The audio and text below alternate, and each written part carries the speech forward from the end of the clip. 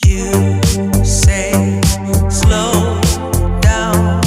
I don't like to move too.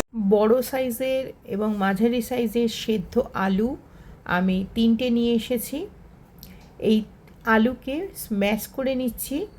এরপরে আমি এক এক করে আদা রসুন বাটা, লঙ্কা গুঁড়ো, হলুদ গুঁড়ো ও জিরের গুঁড়ো, একটু সামান্য পরিমাণে লবণ, আর দিলাম একটু ভাজা মশলার গুঁড়ো, আর দিলাম চাট মশলা, আর একটু গরম মশলা। যারা সম্পূর্ণ নিরামিষ করবেন তারা কিন্তু একেবারেই শুধু আদা বাটা দিবেন। লাস্টে দিলাম একটু গোটা জোয়ান ও একটু লেবু দিয়ে ভালো করে গোটা আলুটা মাখিয়ে নিয়েছি। মাখানোর পরে দুভাগ করে একটার মধ্যে দিলাম একটু আমি ওখানে পনির, আর এখানে একটু আমি দেখুন চিংড়ি মাছ কেটে রাখলাম। আপনারা যদি চান চিংড়ি মাছের বদলে মাংস বা ডিম, সেদ্ধ ডিমের স্লাইস বা চিকেনকে সেদ্ধ করে বা মিন্স চিকেন ভালো করে মশলা টশলা দিয়ে মাখিয়ে ব্যবহার করতে পারেন। এরপরে আমি বেসন তৈরি করে নিচ্ছি। বেসনের ব্যাটারের জন্য আমি 2 চামচ বেসন, 1 চামচ আমি এখানে দিলাম চালের গুঁড়ি, একটু জোয়ান, একটু গরম মশলার গুঁড়ো, একটু হলুদ গুঁড়ো, একটু খাবার সোডা, সবই 1 চামচ করে, আর স্বাদমতো লবণ, এখানে 1 চামচ রেগুলার লবণের ব্যবহার করেছি, আর একটু সামান্য আদা রসুনের বাটা। যদি সম্পূর্ণ নিরামিষ করেন আবারও বলে দিচ্ছি আদা বাটা শুধু ব্যবহার করবেন, আমি একটু আদা রসুনের বাটা দিলাম। দিয়ে একটা তেল বসিয়ে দিয়ে এলাম, ওটা ডিপ ফ্রাই হবে। তেলটা যতক্ষণ গরম হচ্ছে ব্যাটারটা তৈরি করে নিচ্ছি। প্রথমে ড্রাই ইনগ্রিডিয়েন্টসগুলো ভালো করে মিশিয়ে নেবার পরে তারপরে ব্যাটারটা তৈরি করে এনেছি ওপর থেকে এই যে গরম তেলটা একটু দিয়ে দিচ্ছি।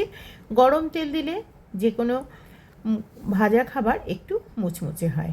বেগুনের স্লাইস কেটে এনেছি, ভালো করে ধুয়ে পরিচ্ছন্ন করা আছে। এবারে দেখুন প্রথমে আলুর যে নর্মাল একটা আমি স্টাফিং করেছি পনির দিয়ে, এটা হলো নিরামিষ পুরভরা বেগুনি, সেজন্য এইটা দিয়ে বানালাম।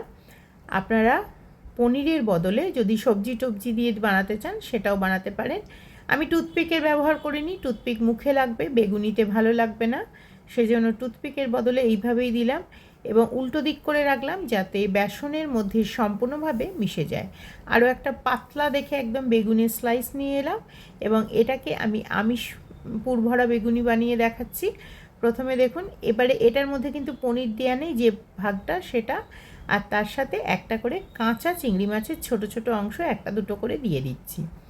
কাঁচা চিংড়ি মাছের মধ্যে কিন্তু কিছু দিইনি, যেহেতু আলুটা যথেষ্ট ফ্লেভারপূর্ণ, তাই এর মধ্যে আর কিন্তু কোনো কিছু দেবার দরকার পড়েনি। এটাকেও ঠিক এইভাবে মুড়ে উল্টো করে আমি জাস্ট বেসনের গোলায় ডুবিয়ে রাখবো। বেসনের গোলায় 2-1 মিনিট রাখলেই দেখবেন একেবারে সুন্দরভাবে এটা ধরে গেছে এবং এটা ফ্রাইও হয়ে যাচ্ছে। এরকম বেগুনি আশা করি আপনারা এর আগে খাননি। এই একটা বেগুনি এবং ডাল, এই সমস্ত কম্বিনেশনটা, বা একটা এরকম পুরভরা বেগুনি এর সাথে চা, বা একটা এরকম পুরভরা বেগুনি এবং তার সাথে মুড়ি, এই সমস্ত কম্বিনেশনেই কিন্তু একাই যথেষ্ট। এই বেগুনিটা একটা সমস্ত তরকারির মতন, শুধু সাইড ডিশ নয়, সম্পূর্ণভাবে এই খাবারটাকে আপনারা খেতে পারেন।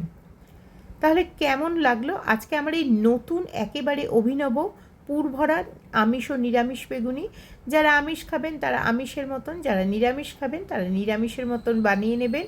আমি একসাথেই বানালাম, আপনারা যারা নিরামিষ খাবেন তারা সম্পূর্ণ আলাদাভাবে বানিয়ে নিতে পারেন। এটাকে স্যালাডের সাথে আমি পরিবেশন করছি, আপনারা গরম ভাতের সাথেও খেতে পারেন এবং যে কোনো মুখরোচক খাবার হিসাবে বা বাড়িতে অতিথি আপ্যায়নে এটি কিন্তু একেবারে একটি শোস্টপারের কাজ করবে। তাহলে আজ এই পর্যন্তই। আগামীতে আমি আবারও ফিরব নতুন রেসিপির সাথে। যারা এখন অবধি আমার চ্যানেলকে সাবস্ক্রাইব করেনি, বেল আইকন বাজাননি, তারা কিন্তু অবশ্যই বেল আইকন বাজিয়ে আমার সাথে থাকুন, কারণ যখনই আমি নতুন রেসিপি দেবো আপনাদের কাছে পৌঁছে যাবে আমার চ্যানেলের ইনস্ট্যান্ট নোটিফিকেশান। এই দেখুন কেটে দেখাচ্ছি, একেবারে মুচমুচে হয়েছে। You say slow down.